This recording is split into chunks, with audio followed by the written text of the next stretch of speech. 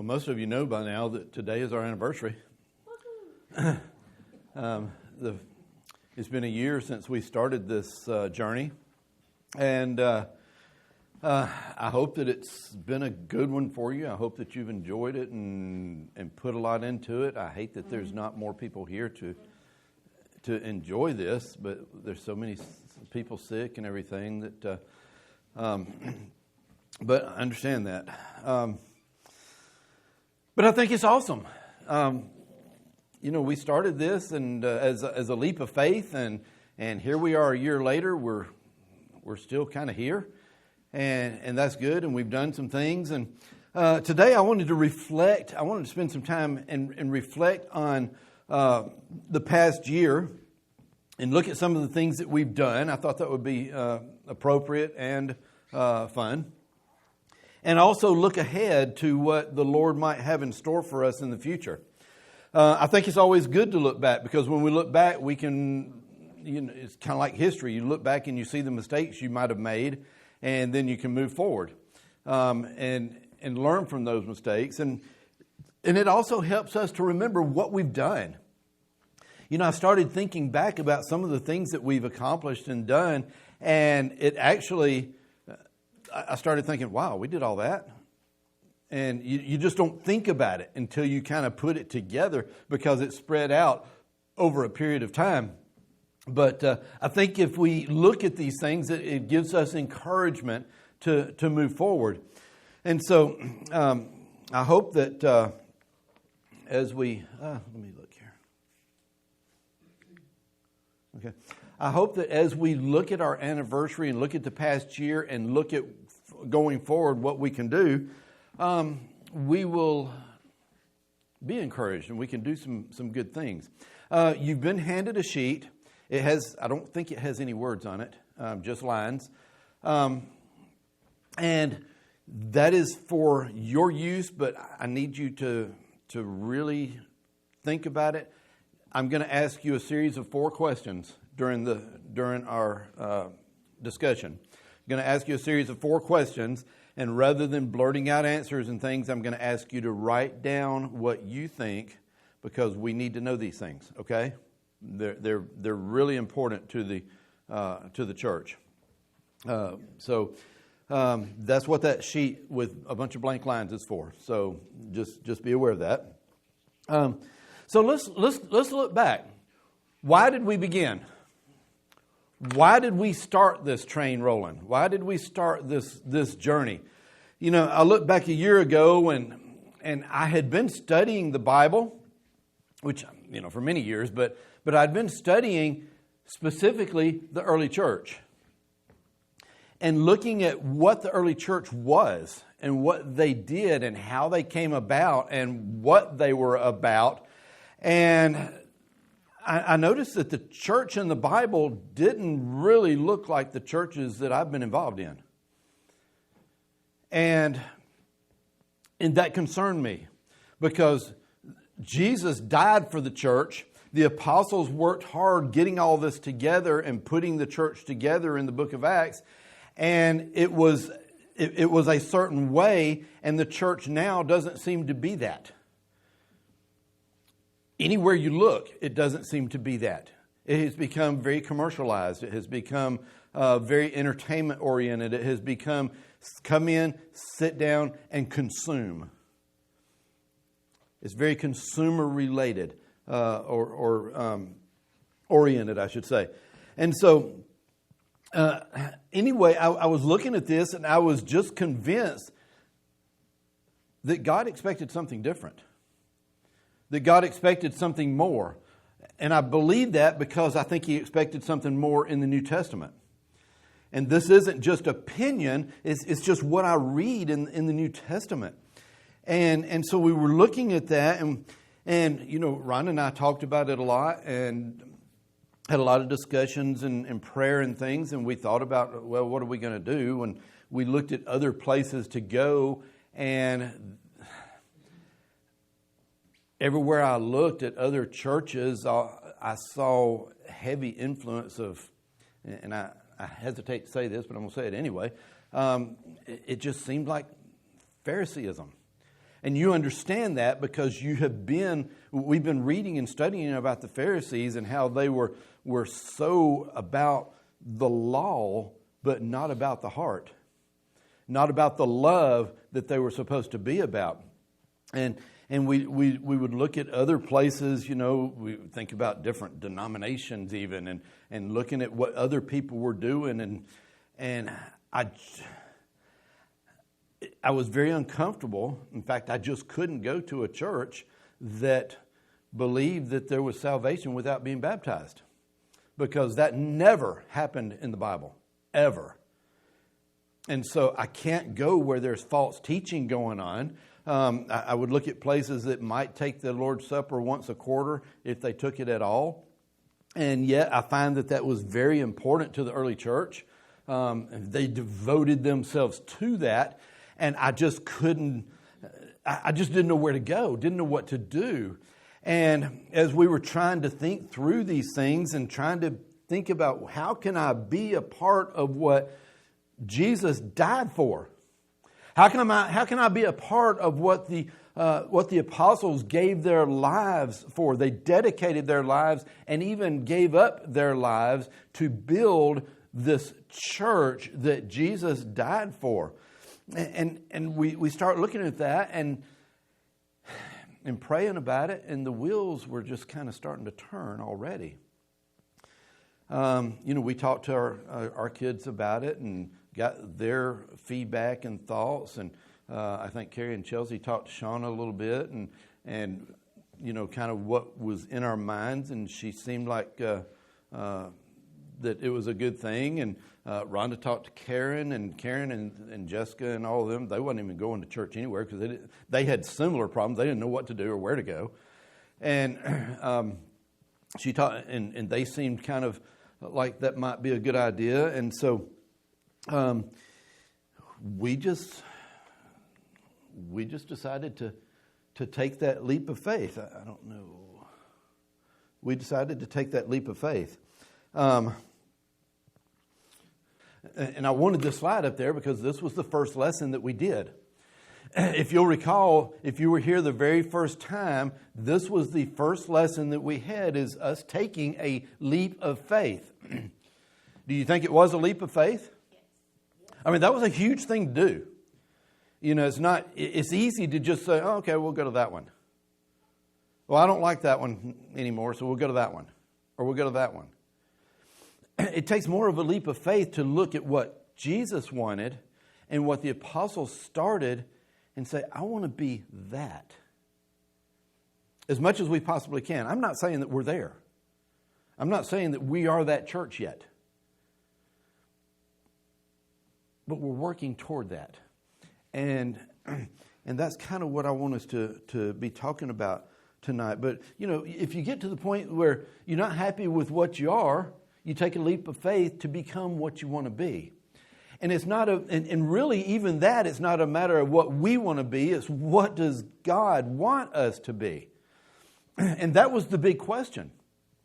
Where can I go? What can I do to where I can be what God wants me to be?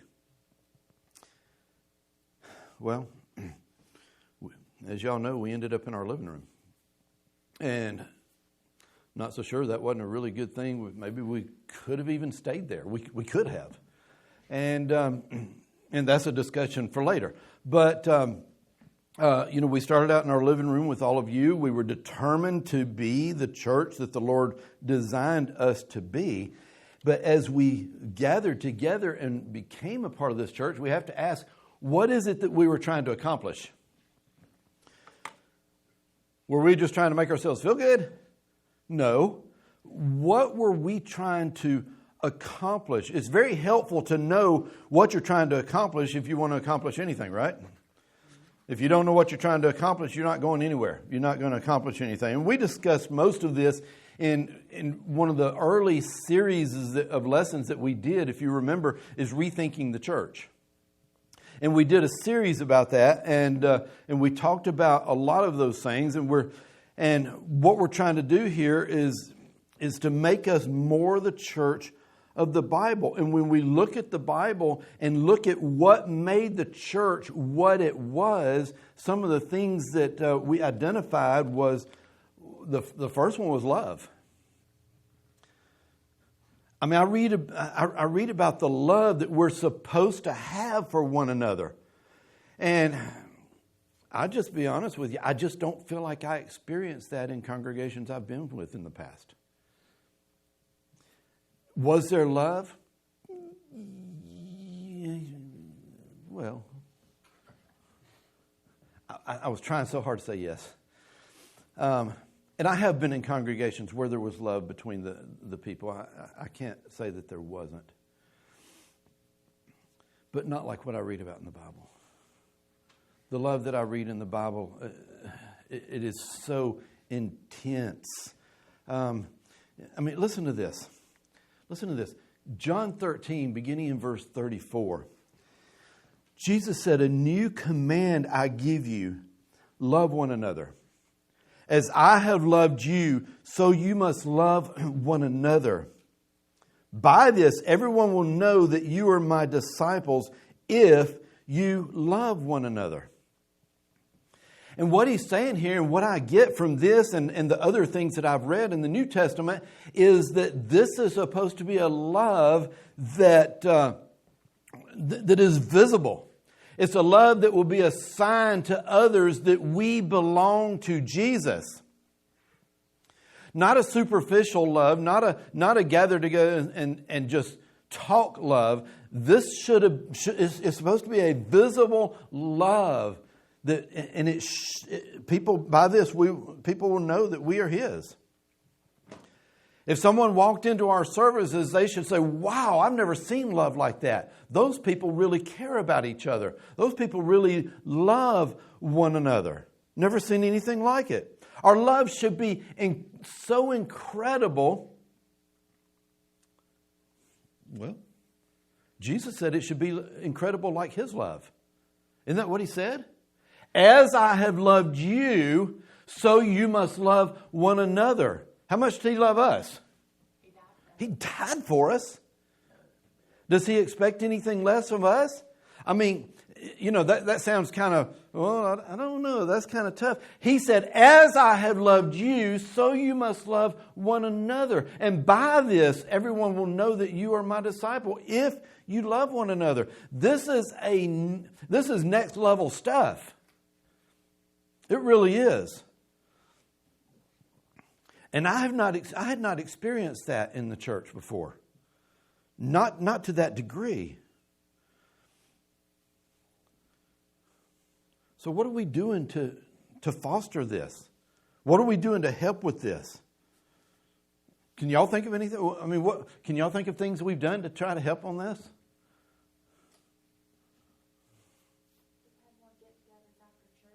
More get-togethers, more fellowship. Eat together a lot. There was actually a time when we first started that we every Sunday everybody was meeting together, eating together, and and I think that had more to do with the fact that we were at our house, and it was just everybody was already there. When we moved here, it changed a little bit. Yes. I think that we do, we are more in communication with each other. We talk to each other more about things than we did. Okay, communication. There's more communication together. Part of that is verbal. Part of it is through our messenger system. Messenger helps. Messenger really helps because we can communicate with one another. We can kind of figure out what's going on and know kind of what's going on in different people's lives if there's problems or issues and things like that. And it's really helpful. I think it's helpful. Some of the discussions that I was looking yesterday at some discussions between Chelsea and Jessica on yesterday's Bible reading. I was so pumped about that. I really was. I was so excited to see that. And I don't always comment on people. I don't jump into everybody's conversations and what they're saying. Sometimes I do, sometimes I don't. But I'm always reading them. And I was just so excited that conversation was going on because that's really what helps us stay together and be closer. It's not just a matter of, okay, this is so you can read the Bible. It's just, the messenger has been very helpful to us, and we can do more, I believe. So, other things that we've done, Shannon mentioned we provided more opportunities for fellowship together, and we want to continue to do that. We offer coffee and bagels and eggs and stuff in the morning before services, and not so many people come. We're always here at 9:15 every morning to do that, though. It's here, and it's not really to feed us. It's an opportunity to get together and kind of settle in and talk to each other, so that we're not just kind of rushing in the door and sitting down and saying, "Okay, here we go." It kind of gets us more in the mood to be together, and it's an opportunity for fellowship. And at least twice a month, we try to have people over, the ladies' Bible classes, for example. And we usually have people over to the house, and then the ladies have their Bible class. And there's that fellowship, and the guys can kind of do some things. And then aside from that, we try to have another get-together during the month just to come over and have dinner after church or whatever. But it's those types of things that will help us to be together. So now it's your turn. The first question for your sheet, and I'm just going to give you a minute to think through it. This is very informal. By the way, we're recording this, but only so that people who were not here can hear it. We are not going to put this on Facebook and all that kind of stuff. This is just our gathering. But for those that could not be here due to sickness, we would like for them to kind of know what's going on. And so we are recording it, but it's not going on YouTube and all that stuff. But the first question on your sheet, what can we do to help us have the type of love that the Lord commands us to have? I'm just going to be quiet and let you think and write some suggestions down. We're not going to discuss them right now. Okay. We're going to move on. Keep that thought in your mind. If as I'm talking, if something else comes to your mind, jot it down. So the first thing that the church did that we want to foster in the church and this congregation is that type of love. Another thing that we want to do is to try to be less dependent on one person. And again, these are things that we've talked about. These are really things of review. But we want the church to be less dependent on one person. Almost all churches depend on one minister to do everything. Is that right? And, I look at what happened in the early church, and that's not what I read. That's not what I see. Listen to Romans chapter 12, beginning in verse 4. For just as each of us has one body with many members, and these members do not all have the same function, so in Christ we, though many, form one body, and each member belongs to all the others. We have different gifts, according to the grace given to each of us. If your gift is prophesying, then prophesy in accordance with your faith. If it is serving, then serve.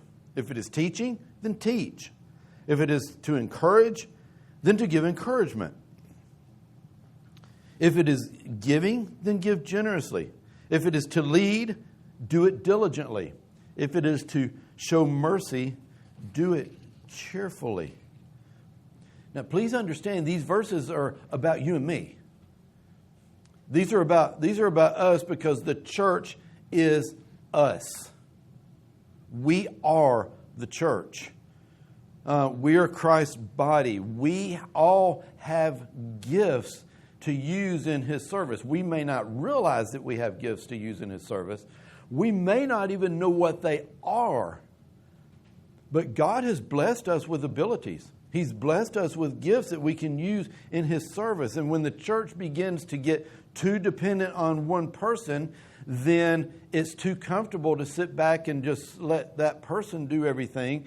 And then we don't grow. We don't use our abilities and gifts. We don't exercise. It's kind of like our muscles.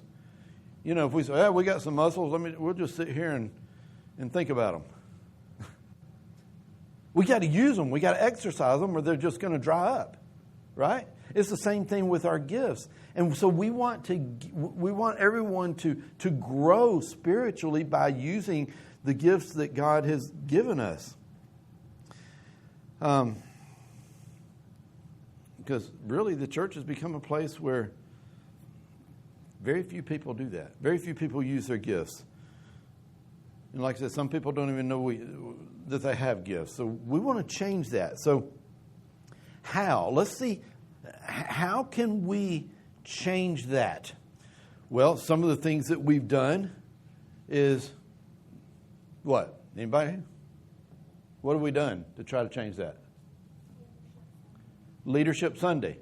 Leadership Sunday, like the 5th Sunday of the month, where we will, I just sit down and let everybody do stuff. And it allows people the opportunity to step up and do classes and do lessons and do organizations and whatever it is that needs to be done. And I think that's been very good, and we may end up doing that more often than that. We started out as every 5th Sunday, which is 4 times a year. We may end up doing it more often than that because I'm not quite sure that's enough. But the people who are having to do it might think it's more than enough. I don't know. But that's one thing. What else? Yeah. I came up with the way that we're recording the lessons and getting it out there so people can re-listen to them or listen to them if they didn't get it or Okay. wasn't here. All right. All that type of stuff. You know, Kerry stepped up and put all this together where we're recording, and he's actually doing video with the slides so that people who were not here can listen to a lesson going down the road in their car, or you know, even if you were here, it doesn't hurt to hear one again. I even listen to them again sometimes, and actually I listen to most of them again because I can either go down the road, listen to the radio, or I can listen to some guy talking about God. You know, yeah. Well, I think about the ladies' Bible class and how Karen has stepped up and opened up her home for the people who. Exactly. Yeah.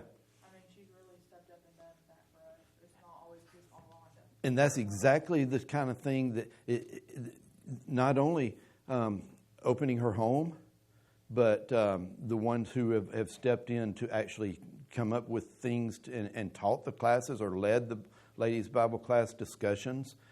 Came up with the last topic that we're on. Yeah, Shauna's worked on the last one. You know, and so those things are very helpful. And you know, just opening your home, that is a gift. That's using one of your gifts, one of your abilities, one of your assets that you can use. And that's exactly what we're talking about. So that's good. What else? Anything else? I'll just throw one out there, the kids' classes. That gives some of the ladies an opportunity, not that women are the only ones that can teach kids, but it just gives the ladies an opportunity to teach and use their abilities, and especially their abilities with children and coming up with crafts and things like that. I can teach kids and I can teach them pretty well, I guess, but the crafts and things like that, I'm not very creative in that kind of stuff. And so, you know, we need other people stepping in, and that's happening, and that is extremely awesome. Yeah. Oh, and Shauna, she did the shirts and everything. Yes. Just for advertisement, she's our go-to to get our name. Yes. So she's using her abilities and her gifts and her assets and things that she has to help promote the church with the flyers that we have back there and the shirts and things like that. So All of those things are positive things where people are using their gifts and stepping up and doing things. It doesn't have to be a part of a service or just anything that you can do that promotes and helps each other. And even if it's just, hey, I think I'm going to open up my home and we'll have a covered dish dinner sometime, or whatever it is. Those are cool things. It may be somebody that organizes a trip to a bowling alley or something, that would be fun. Somebody has to do those things. And so just some examples. And so here, next question on your sheet is write down some ways that we can help one another use our gifts. And I'll just be quiet and let y'all think. Write down some ways that we can help each other use our gifts. Okay. So if you haven't finished, write down some ways that we can help each other use our gifts, and we're going to move on. This next one is one that we've talked about, and it's actually our 2020 vision goal. Who can tell me what that is?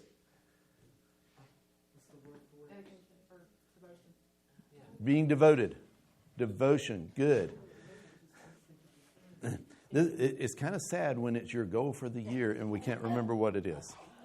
This is an issue. This is a problem. Okay, so we also in the church, one of the goals is we wanted to be devoted. That is our vision for this year. That's what we decided we were going to concentrate on one thing. Be devoted. What does that mean to you? What does devoted even mean to you? Loyal. Okay, loyal. To give all your time towards something.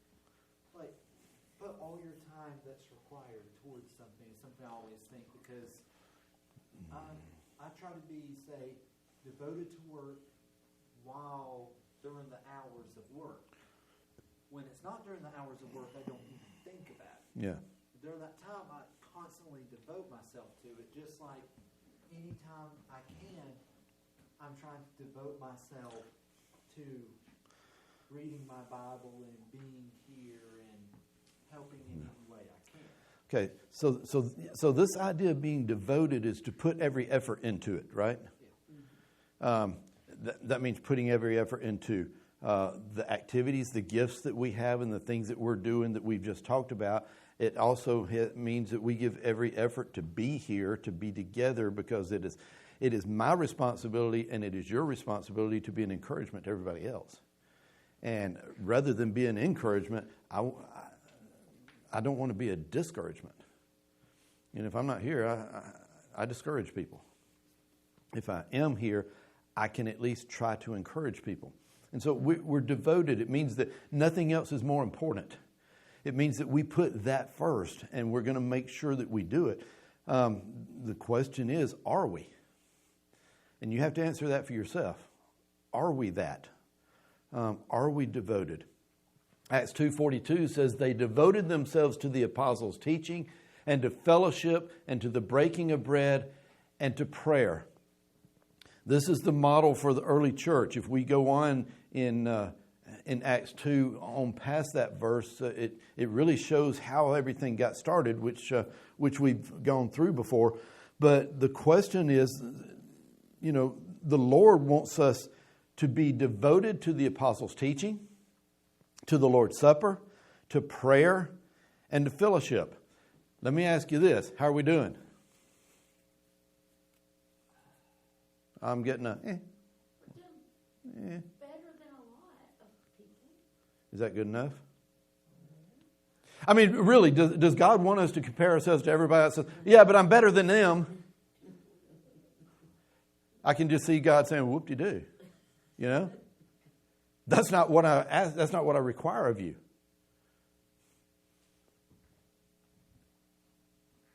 I don't want to compare myself to other people. If I'm going to compare myself to other people, it's got to be these 12 guys that started all this, the apostles. I'm okay with comparing myself to their devotion because these people were devoted. And so you really have to think, are you doing this? Are you there? I don't think we are. I'm just going to flat out put it out there. We're not there. I'm not there. I'm not there. Okay? And I'm working on getting there. But I'm not there to the degree that they were. And I feel like I'm pretty devoted. I really do. But I'm not where I need to be. We need to be devoted to God's Word. And that's part of the messenger thing in reading. We were talking the other day about reading God's Word. And what did we say? That we should be trembling at His Word instead of reading it just to get through today's Bible reading so that we can say we read it. Yeah, I know you've done that. I have too. I'm busy. I forget. I hadn't done the Bible reading yet. But I'm going to make sure I do it. So I got to get it done so I can say I did it, and so I can make a comment so that everybody will think I did good. We should be trembling at God's Word, as we talked about a week or so ago. And we need to be devoted to His Word like the early church was. And to help in this, that's why we have the Bible reading program. That's why it's there. It's not just busy work. It's there for a reason. We've had some great Bible studies, I think, on Wednesday night, where we, in the new church since last year, we've studied through the life of Christ, which I thought was very important to do. These are the Wednesday night classes, and we just finished up a series on, who can tell me? Why trust the Bible? And so we just finished up that series. And so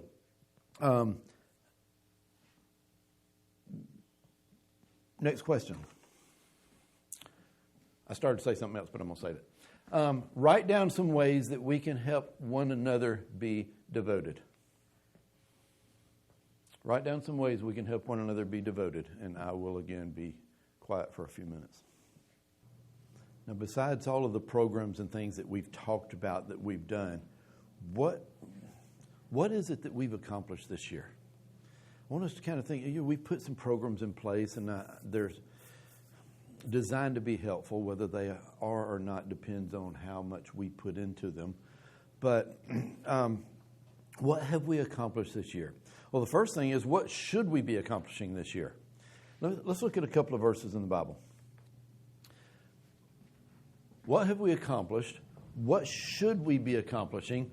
In Galatians 2, verse 10, it says, all they asked, Paul writes this, all they asked is that we should continue to remember the poor and the very thing that I have been eager to do all along. So what does that say? Remember the poor. That was pretty simple, right? So that's maybe something we should be trying to accomplish. How about 1 John chapter 3, beginning in verse 17? If anyone has material possessions and sees a brother or sister in need but has no pity on them, how can the love of God be in that person? Dear children, let us not love with words or speech, but with actions and in truth. There's another thing that we're to be doing. How about Matthew 28, beginning in verse 19? Therefore, go and make disciples of all nations, baptizing them in the name of the Father and the Son and of the Holy Spirit, and teaching them to obey everything that I have commanded you. And surely I am with you always to the very end of the age. Those are some things we should be doing, right? Those are some instructions. So what did we do this year? Yeah. I think with helping the needy, we bought that family groceries. We did do that. We helped out all those we made baggies for those people at Rhonda's school who were in need. Mm-hmm. We tried with the whole pantry thing. I don't know really much how that went together, but we at least put in the effort. Yeah. To try. And everything we try is not necessarily going to work. Right. So then we adjust and we fine tune. And so that was good. That was good. And so, We've done a lot of things like that. For one thing, we all chipped in and remodeled this place because it looked pretty bad when we got here, and it's much better now. We went and got all these chairs and stuff from someplace over in Georgia. That was a lot of fun. Make 2 trips there, but we remodeled. We had landscaping done outside a little bit. Hired somebody to come in and fix the stuff right around this part of the building. As far as spreading the word, we had Vacation Bible School. Now, I just want you to think about listening to, or think about what it is that we have done. We had the Vacation Bible School. We had it at the stables. I think we had 8 kids there. We went to the Harvest Festival. We gave out material at the Harvest Festival, invited people to church. Some word got back to me about, said there was this little boy, Reese, that was talking to more people. And they said the kids at that church are doing more than the adults at our church. Did you hear what I just said? The kids at this church were doing more than the adults at most churches. And so we're doing pretty good. And I mean, we're getting out there and we're trying. And, I thought that was good. We now have an active website. We've got Facebook. We have Instagram. I think Shannon, has put the Instagram together, if I'm not mistaken, and doing some things on that. We have, just thinking back through the year, some of the really neat things that we did. You remember us getting together and having some tables back here, and we actually reenacted the Last Supper? I almost did that today, but I ran out of time and just didn't quite get it together. But we had thought about doing that today. But we reenacted the Last Supper. And we can still gather together around the table to do the Lord's Supper, but we actually had the parts played to where we could actually get a sense of what it was like. And at least that was the goal. So we did that. We made devotion our goal for 2020. We're not just kind of rocking along. We're trying to have goals. And because you're not going to get anywhere if you don't have goals and something that you're working toward. And so I meant to show this slide when we were doing that. We remodeled. We were at the Harvest Festival and the Vacation Bible Schools and things. And it's kind of a trip down memory lane, actually, is what's going on here. So the kids were very involved, and the adults were very involved in that, and I thought we had a great time. And we got the word out. We handed out a lot of material and asked a lot of people to come. Now, it's up to other people whether they come. It's our job to get the message out. Now, as far as doing good for other people, we've had a couple of community cookouts to where we cooked food and just gave it to people that wanted to come. And we had some visitors come to those. Kind of a social gathering where we invited the neighborhoods and the people, or really the whole community. You remember we put together some Christmas bags with gifts and goodies and things for some of the needy kids at the school.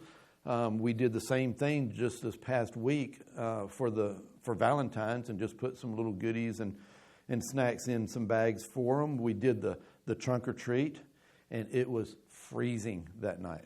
It was so cold that night.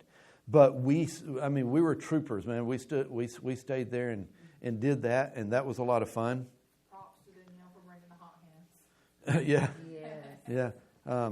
And that was a load of fun. It really was. If you weren't here, you missed a really good time. As Chelsea mentioned, she said we had helped a family. We've actually helped 3 families with food from our pantry, and then going to the store and buying groceries for a couple of other needy families. So we're trying to put some things into action. And so these are just some of the things, and when you really kind of list them out, like, wow, we did a lot. You don't really think of it. Sometimes you think, oh, are we really doing anything? Yeah, we've done a lot. And we should be excited about that. and take that and grow from that. So what's the future look like? You know, what will we do in the future? Well, the goals don't really change, do they? I mean, the goal still, we want to get out and be and make disciples. We still want to get out and help others.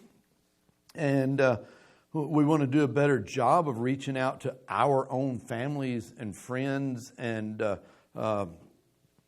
which is really what our next class that we started Wednesday evening. Our next class is going to be what we've entitled Impact the World. And we're not necessarily impacting the world, but our community, but that's kind of the title, where we're going to talk about more of how we can reach people around us. It's not enough to say, you know, we've talked about it, that, you know, you can't just say, you need to teach others, you need to go out and decide. Let's talk about how to do it. Let's talk about, and that's what the goal is. And so we're going to continue that beginning Wednesday evening. And last Wednesday we just did kind of a review for those that were not here because of weather and whatnot. But this Wednesday we're going to go back and review everything that we talked about and continue. So because there was just very few people here Wednesday evening, very few. But we plan on having another vacation Bible school here, possibly, and or maybe multiple things. A day camp at the stables. We may do the vacation Bible school over there again. That's just something that we'll work out. Or we may decide to try to do both, which would be a good thing. We're looking into finding some missionaries that are doing some work overseas that we can try to support. By the way, just so that you know, we have about $9,000 in the bank, and still maintaining the rent and different things that we're doing. So we have right around $9,000, and so I've got some connections that we're hoping that we can use to find some worthy missionaries overseas so that we can be involved. Whether we go or not, we can be involved in supporting people that are able to go. And so I'm working on that, or we will be working on that. I think we still need to do the Harvest Festival again. If nothing else, it was just a lot of fun. And possibly the Blount County Fair. We may want to think about getting a booth there. Do I? So those are some things. Helping others, helping people in the community that are in need. We've talked about, and we've got to get together and work out some details, but we've talked about having a picnic in the park kind of thing. You may or may not know that some of the kids in this community, about the only meals they get is when they're at school and have lunch. Other than that, they're just hungry. And during the summer, they really don't get much. And so during the summer months, we may do some sort of a picnic in the park. We may do it here. We may do it at the ballpark, at a pavilion there. That we have to work out some details.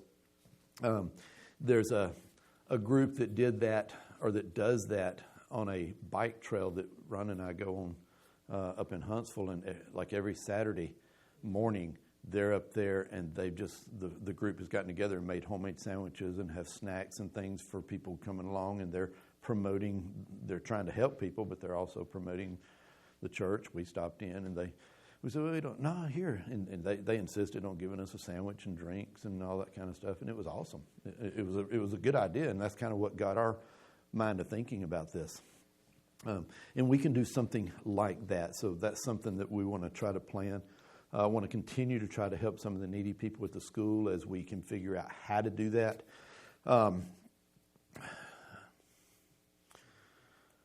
And a question that's going to come up in a not so distant future is, when the lease is up on this place, do we sign another lease? Or do we move to a more visible area? Do we go back home? Something to think about, and that's something we're going to have to discuss, and we will later. But I'm just trying to throw in some ideas out there. do we need to be more visible? Do we need to? What do we need to do there?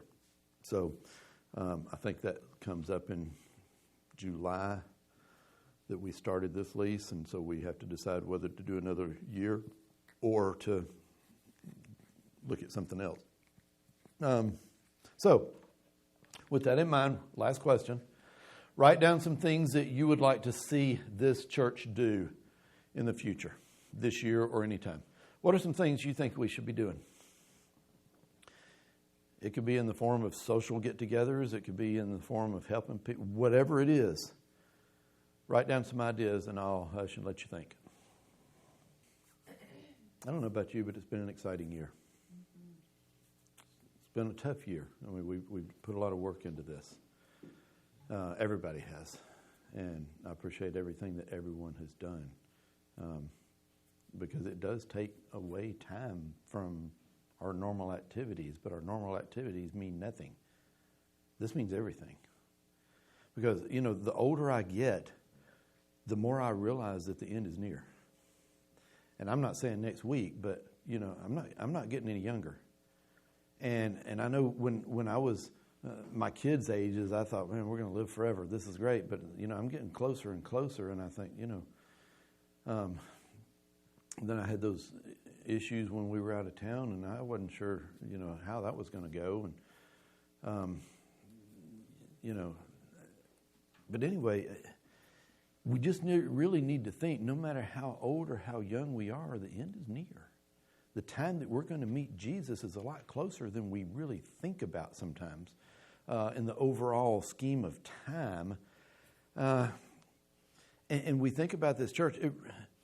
It really doesn't matter if the church is the way I like it. It really doesn't matter if the church is the way you like it. What matters is that we have the church the way Jesus likes it. Because it's His. It's not ours. He's the one that gave His life for it. And He's given us what we need. So we've got to get in here and study and look at it and see that we are that church. We've got to strive to be what is pleasing to Him. And, like I said, we're going to be facing the Lord soon, and we've got to focus on what He wants and what He designed for us. And I'll try to do my part. I'll continue to study, and I'll strive to try to help us be the church of the Lord as much as I can figure out. And you study, and if you see things we need to be changing or doing, it's not just me, it's us. And so, but I've made a commitment to continue to study and continue to tweak and try to get us where we need to be, and not get too comfortable. And that's one of the fears, and that's what happens in I think a lot of congregations, a lot of churches, is that everybody just gets too comfortable when we settle into what we sometimes call a rut. I don't want that to happen, and that's why we've tried to mix things in and do like the reenactment of the Last Supper and different things, so that when we come together, you never know what you're going to get, or what we're going to, like today. This is very different from what we normally do. And so I want to try to keep things fresh, but I mainly want to keep things according to God's word and His wishes and desires. So we're going to continue all this, but for this to happen, you and I need to continue to try to be the disciples that Jesus wants us to be. We can't just talk about it. We can't just. It's not a game or a club. This is our future. This is our future existence, and that's what this is about. And because we are the church. Now, I want to leave you with a question, and it's a life-changing question. Okay, this is a question that it was asked to me by a preacher a long time ago, and it really made an impact on me. It made an impact on my life. It changed the way I did things. It changed my attitude toward things. And I want to ask this question of you because it's a very eye-opening question. And this is it. How would this church be doing if everyone was just like you?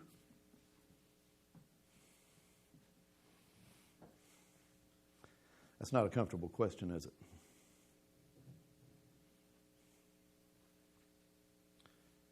How would this church be doing if everyone were just like you?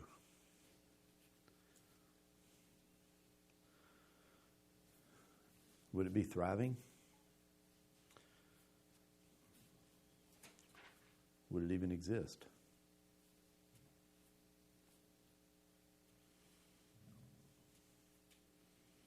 I was asked that question a long time ago, and it changed a lot of things for me.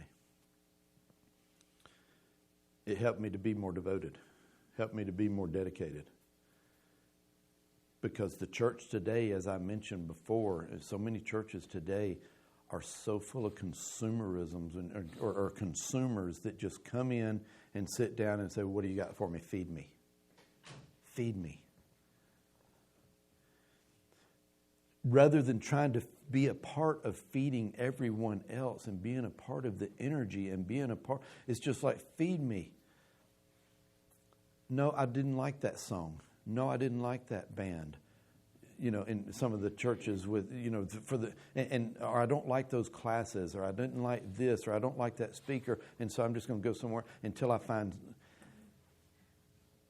This question right here will change your life if you really will adapt or pay attention to it. How would this church be doing if everyone were just like you? The Lord called us to do many things. To love one another, to be devoted to Him, to grow, and to be disciples, and to make disciples, and to help others. And I'm going to tell you something this morning. We can do all of these things. We have the ability, now whether we have the will or the devotion to do it, I don't know. We can do all of these things. And I hope that you'll look back and kind of be renewed with enthusiasm at what we have accomplished. I hope that we will accomplish a lot more this year and moving forward. I don't want us to get discouraged. Sometimes it can be discouraging. You know, if things are not going exactly like we think that we want them to do. How discouraged do you think the apostles got from time to time? When they were being beaten and thrown in prison and dragged out of cities and left for dead, and probably were dead, and got back up and went on to the next town, or was deserted. How discouraging do you think it was to Jesus to have so few followers by the time He died? You know?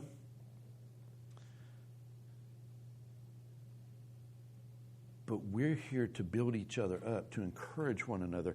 And I'm fired up about what we've done over the past year. I'm excited, I'm fired up, and we've got to continue and try to grow.